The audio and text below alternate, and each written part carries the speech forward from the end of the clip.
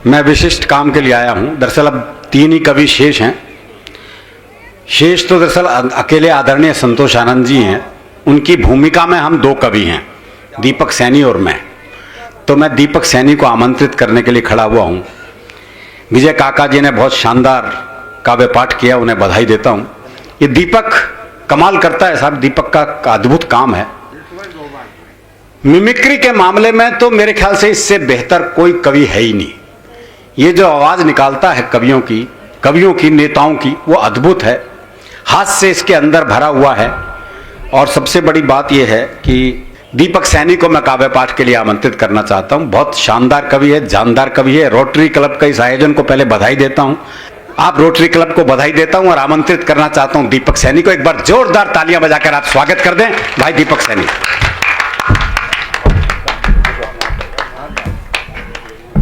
जब ये पूरा पंडाल भरा हुआ था कविता सुनने वाले, तब भी इतने ही लोग थे जो बचे हुए हैं। बहुत अच्छा है, जिनको हंसना है वो लोग, कोई जरूरी काम होगा चले गए, और ऐसे भी आदत पड़ गई है कोरोना के बाद तो भाई साहब हालत खराब है ही। खैर मुझे बताया अभी अरुण जी ने कि मैं बहुत सारे नेताओं की मिमिक्री करता हूं।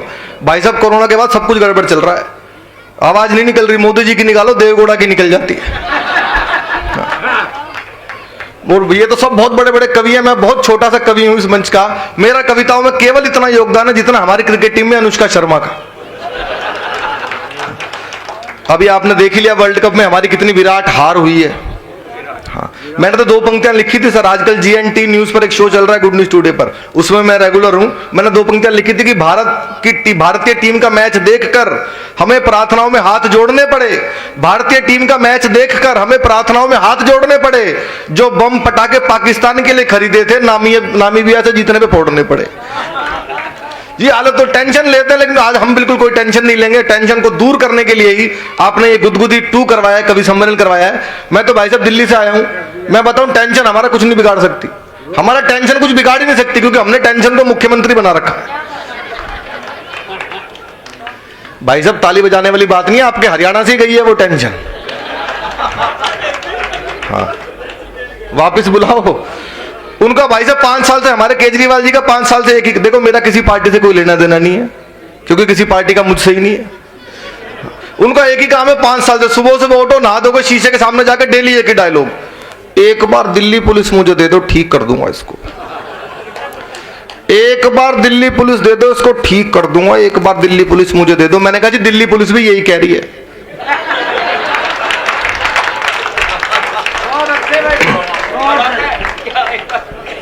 एक बार दे दो बस। ये टेंशन है चौधरी साहब, अलग अलग तरह की टेंशन चल रही है। कोरोना आ गया, इतनी अंग्रेजी आ गई कोरोना काल में, भाई साहब अनपढ़ आदमी भी अंग्रेज हो गया। Quarantine, vaccination, sanitization, isolation. अब वो बेचारा कोई गरीब आदमी है, रेहड़ी पटरी वाला, उसको अंग्रेजी आती नहीं भाई साहब। एक रोज मेरे घर पे आ जाता, बोला भाई साहब सैनिटाइजर है क्या? मैंने कहा नहीं है भाई। अगले दिन फिर आया, बोला भाई साहब सैनिटाइजर है क्या? मैंने कहा अगले दिन फिर आया, बोला भाई साहब सैनिटाइजर है क्या? मैंने कहा यार मैं कहां से लाऊं? बोला आप सैनी हो। मैंने कहा मैं सैनी हूं तो सैनिटाइजर मांग लिया, अच्छा मैं चड्डा नहीं हूं। चौधरी साहब बहुत टेंशन चल रही है, हर तरफ टेंशन है। हम देखो अभी कोरोना खत्म हो रहा है, डॉक्टर्स ने वैक्सीन बनाई, हमारे साइंटिस्ट ने जोर लगाया, वैक्सीन बनाई। हमारे दिल्ली में भी डेंगू था, डेंगू खत्म हो गया भाई साहब दिल्ली में। पता कैसे खत्म हुआ? केजरीवाल जी ने पूरी दिल्ली में बड़े बड़े होर्डिंग लगवाए 200-200 फुट के, उस पर लिखवाया डेंगू का मच्छर साफ पानी में भी पनप सकता है, नीचे उनका फोटो।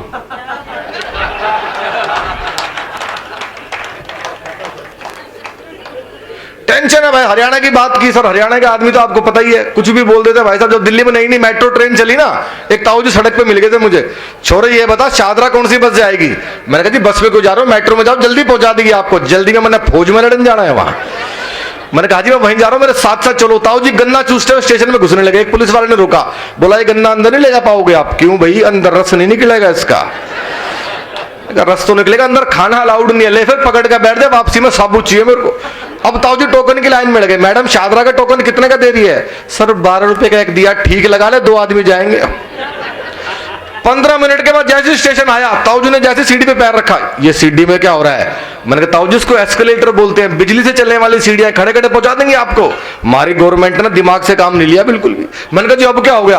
अच्छा अब सबको लगे कि दिल्ली के अरबों खरबों रुपए की मेट्रो पे सैकड़ों इंजीनियर्स की 20 साल की मेहनत पे हरियाणा के अनपढ़ गवार ताऊ का एक लॉजिक तर्क भारी है तो मुझे तालियों से बताना। मैंने कहा ताऊ जी खड़े रहो, सीढ़ियां खड़े खड़े पहुंचा देंगे आपको, बिजली से चलने वाली हैं। हमारी गवर्नमेंट ने दिमाग से काम नहीं लिया बिल्कुल भी। अरबों रुपए मेट्रो में लगाने की क्या जरूरत थी? सड़क पर ये सीढ़ी नहीं बिछा देती, आदमी खड़ा खड़ा चला जाता। ये सब टेंशन है जी। सर यहाँ कोई किसी पार्टी के नेता तो नहीं बैठे? चौधरी साहब, सतीश जी बैठे तो नहीं ना? नहीं, कुछ नेता अच्छे भी होते हैं, ये भाई साहब उन्हीं में से है। हाँ सर, क्या हमारे देश में सबसे ज्यादा टेंशन नेताओं ने दे रखी है, किसी पार्टी की हो भाई साहब। मुझे तो याद है गांव में 4-5 नेता दौरा करने गए, सबकी गाड़ी आपस में टकरा के सारे चल बसे। गांव के प्रधान निकल के आए, हिंदू का अंतिम संस्कार किया, मुस्लिम को दफन किया। सुबह पुलिस आई, गांव के प्रधान को बुलाया, बोला तूने सारे नेताओं को निपटा दिया, कोई जिंदा तो नहीं था? गांव का प्रधान बोला जी एक तो बोल भी रहा था मैं जिंदा हूं। हमने सोचा झूठ बोल रहा होगा। एक से बढ़ के एक नेता है तुषार जी। मैं क्योंकि अरुण जी ने बताया मैं बहुत सारे नेताओं की मिमिक्री भी कर लेता हूं, तो मैं कुछ एक नेताओं को आपके मंच पर प्रस्तुत करता हूं जिससे आपका मनोरंजन हो और मुझे भी अच्छा लगेगा। आप लोग सुनेंगे, जितनी तालियों से आप लोग मन से सुनेंगे मैं डबल एनर्जी लगाऊंगा, मेरा दावा है। मुझे अब ध्यान भी नहीं आ रहा मैंने पिछली बार क्या सुनाया था क्या नहीं सुनाया था, 2-3 साल पुरानी बात होगी, मुझे ध्यान भी नहीं है। एक नेता है जी लालू प्रसाद यादव, आप सब जानते हैं, सबसे ईमानदार आदमी है। जिस जेल का उद्घाटन किया था उसी में बंद रहे। लालू जी का भाषण देने का स्टाइल देखना आप, जब वो भाषण देते हैं, एक बार भाषण दे रहे थे, सामने आप जैसे लोग बैठे थे इंटेलिजेंट, लालू जी ने 1 घंटे भाषण दिया। एक लड़का उठा, लालू जी को एक लाइन में निपटा दिया। लालू जी जैसी माइक पे आए,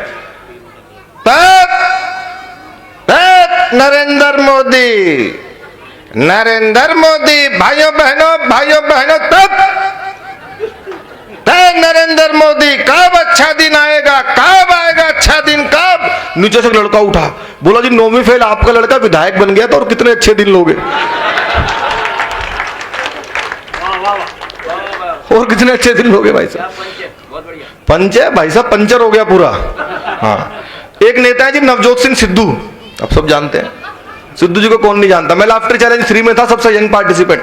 हम लोगों को माइक ले जाकर रखना होता था, सिद्धू जी को हंसना होता था। उनका भाषण देने का अंदाज पूरी दुनिया जानती है। और एक बार सिद्धू जी भाषण देना शुरू कर दें, या तो भगवान रुकवा सकता है या इमरान रुकवा सकता है। थैंक यू भाई साहब, बारीक बात आपको समझ में आई। सतीश जी, एक बार एक नया लड़का आया, उसने जैसे ले जाकर माइक रखा, सिद्धू जी को हंसना था, वो उससे पहले शुरू हो गए। उसने जैसे ले जाकर माइक रखा, गुरु मैं कहता हूं तुझमें वो बात है, तू ही है जो सागर को नदी, दशक को सदी बना देगा। माय डियर फ्रेंड, तुझमें वो कला है, नदियां नाले पर्वत झरने गागर सागर। वो बंदा डर गया, बोला जी माफ करो, मैं तो माइक टेस्ट करने आया था।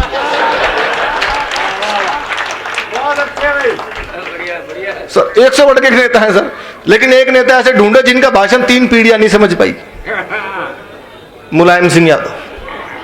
अच्छा, मुझे नहीं आया समझ में, मेरे पिताजी को समझ में नहीं आया, दादाजी भी बिना समझे ही चले गए। पता नहीं क्या बोल रहे हैं, क्यों बोल रहे हैं, किसके लिए बोल रहे हैं। मुलायम सिंह जी एक बार भाषण दे रहे थे, किसी ने अखिलेश जी से पूछा, बोला आपके पिताजी ने क्या कहा? बोला उन्होंने जो भी कहा ठीक कहा। क्या कहा उनको भी नहीं पता।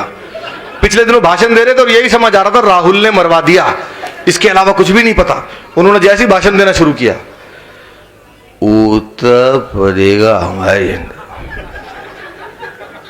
हवाई चली वो लहू ड्राइव लिखे थे, मैं राहुल ने मरवा दिया।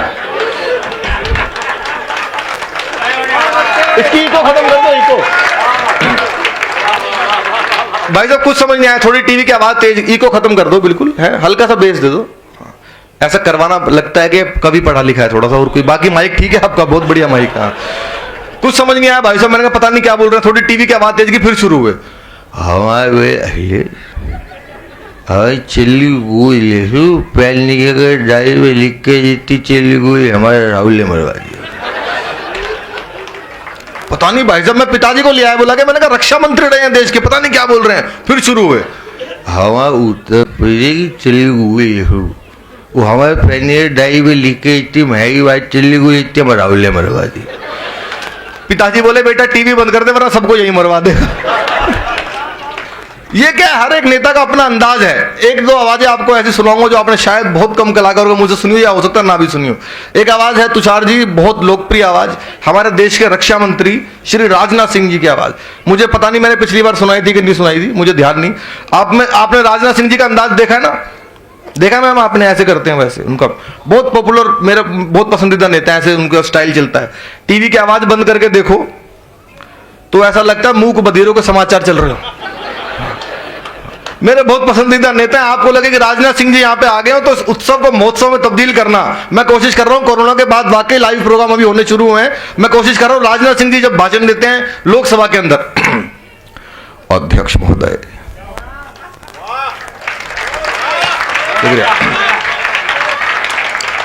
मैं यह कहना चाहता हूं कि पाकिस्तान को यह स्पष्ट कर दिया गया है कि पाकिस्तान से अब कश्मीर पर कोई बात नहीं होगी। बात यदि होगी तो पीओके पर होगी, कश्मीर पर अब कोई बात नहीं होगी। अपना उनका अंदाज है। सीटी मत बजा यार, और बजी भी नहीं ढंग से उससे, उसकी भी कोरोना में प्रैक्टिस छूटी हुई है सीटी बजाने की। वो भी बहुत दिनों बाद प्रोग्राम कर रहा है। एक आवाज है इन दिनों जो पूरी दुनिया में गूंज रही है, सतीश जी, हमारे प्रधानमंत्री मोदी जी की आवाज। मोदी जी का भाषण सब लोग सुनते हैं, जो पसंद करता है वो भी सुनता है, जो नहीं करता वो 2 बार सुनता है। भाई पॉपुलर तो है ही, उसमें तो कोई दो राय नहीं। हम तो मुस्लिम कंट्रीज में भी जाते हैं, देखते हैं, दुबई और ओमान में भी मोदी जी का भाषण सुनते हैं। तो मोदी जी की आवाज में सुनाता हूं। मोदी जी अगर आपके इस पंडाल में आते, इस प्रोग्राम में आते, अच्छा उससे पहले मैं 4 पंक्तियां सुनाता हूं मोदी जी के ऊपर, क्योंकि मैंने अभी तक कोई कविता आपके बीच में नहीं सुनाई है। हमारा किसी पार्टी से कोई ना कोई समर्थन है ना कोई विरोध है, हम तो किसी एक सब्जेक्ट पे बात करते हैं, इस सब्जेक्ट पे अच्छा हुआ या बुरा हुआ। एक मुद्दा था पिछले दिनों, धारा 370 जम्मू कश्मीर का मैटर, वो निपटाया गया, आखिरकार वो निपटा। तो मैंने 4 पंक्तियां लिखी थी सतीश जी, आप किसी भी पार्टी के हो, किसी दल के हो, लेकिन आपको लगे कि ऐसा हुआ है तो कश्मीर का पूरा इतिहास मैं केवल 4 पंक्तियों में देता हूं। चौथी पंक्ति आपको समझ में आ जाए तो आपकी तालियां आनी चाहिए। देखना भाई साहब, कश्मीर का पूरा इतिहास केवल 4 पंक्तियों में है, और उसके अंतिम पंक्तियां अंग्रेजी, सारी अंतिम काफिया उसका अंग्रेजी में। सुनिएगा, देश तो आजाद हुआ और जिंदाबाद हुआ, पूरा इतिहास है कश्मीर का। देश तो आजाद हुआ और जिंदाबाद हुआ, जलता रहा तिरंगा कश्मीरी लैंड में। देश तो आजाद हुआ और जिंदाबाद हुआ, जलता रहा तिरंगा कश्मीरी लैंड में। भारत हो मुर्दाबाद और पाक जिंदाबाद, यही धुन बजती घाटी के हर बैंड में। जन विश्वास जगा, भावी इतिहास जगा, और देश सौंप दिया मोदी जी के हैंड में। 70 बरस से कलंक थी जो धारा वह, मोदी ने उखाड़ फेंकी 70 सेकंड में।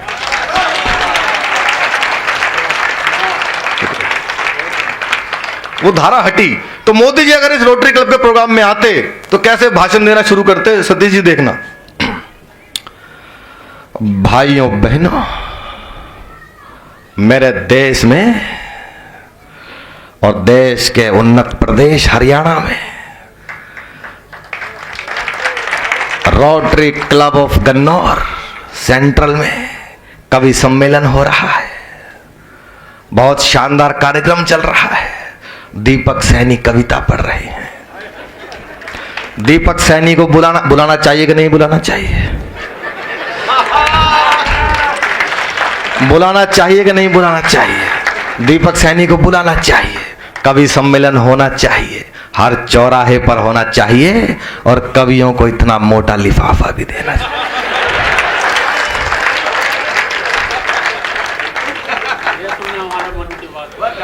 तो भाइयों बहनों, ये उनका अपना अंदाज है। अभी पिछले दिनों घटना घटी थी 4-5 साल पहले, आप सबने देखा होगा कि महिलाओं की चोटी काट के ले गया कोई, पता है ना भाई साहब? आज तक नहीं पता वो किसने काटी। कई तो रिपोर्टर्स की कट गई जो वहां रिपोर्टिंग करने गई, ये नहीं पता लगा किसने काटी वो। मोदी जी मेरे सपने में आए, मैंने पूछा मोदी जी चोटियां कौन काट रहा है? मोदी जी ने भाषण दिया, पीछे पीछे केजरीवाल आए। आपको लगे दोनों लोग इस टॉपिक पे यही बोलते तो आनंद लेना दोनों की आवाज का, अंदाज का। मोदी जी आए, भाइयों बहनों, मेरे देश में कोई चोटी काट कर ले जा रहा है, कोई चोटी काट कर ले जा रहा है, और ये हमारी माता बहनों को केशलेस बना रहा है।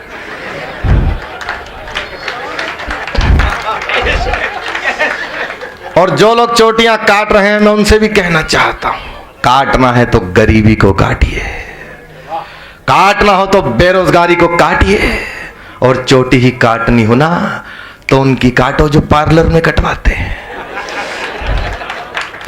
पीछे पीछे अरविंद केजरीवाल जी आए, आपको लगे वो पॉइंट कोमा के साथ बिल्कुल यही बोलते तो एक भी हाथ खामोश ना रहे। केजरीवाल जी से पूछा, भाई साहब सबकी चोटी कौन काट के ले जा रहा है? ये नरेंद्र मोदी कटवा रहा है जी सबकी।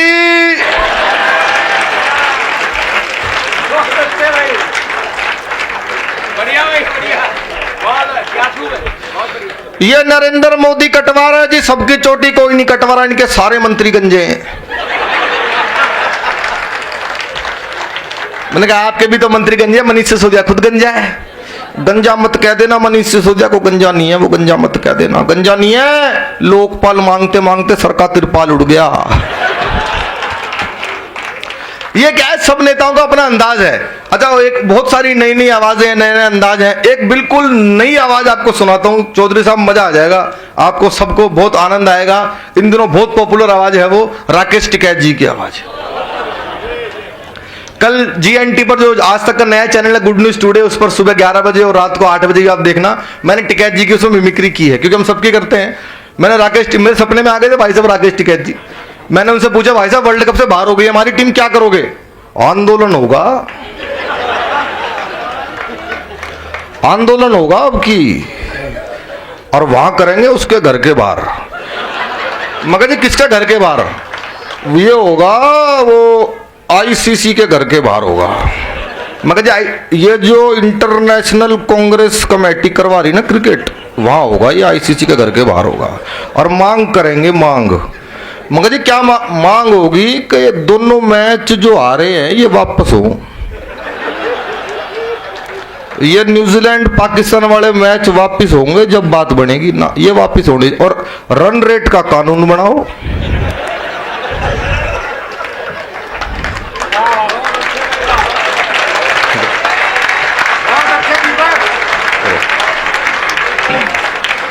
रन रेट का कानून बनेगा। ये रन रेट बढ़ गया, रन रेट घट गया, उसका ज्यादा रेट हो गया। ये रन रेट, रन का रेट किसको जाता है? ये कौन बढ़ाता है रन का रेट? कौन लेता है रन का रेट? पता है किसी को? ये रन रेट का कानून बनेगा। और तीसरी बात, अंपायर हाथ उठा के आउट दे देता है, वो यूं कर देते हैं, फिर वो किसी से बात करे और वो नोट आउट कर देता है। ये कौन है बीच में जो नोट आउट करता है? किससे बात होती है?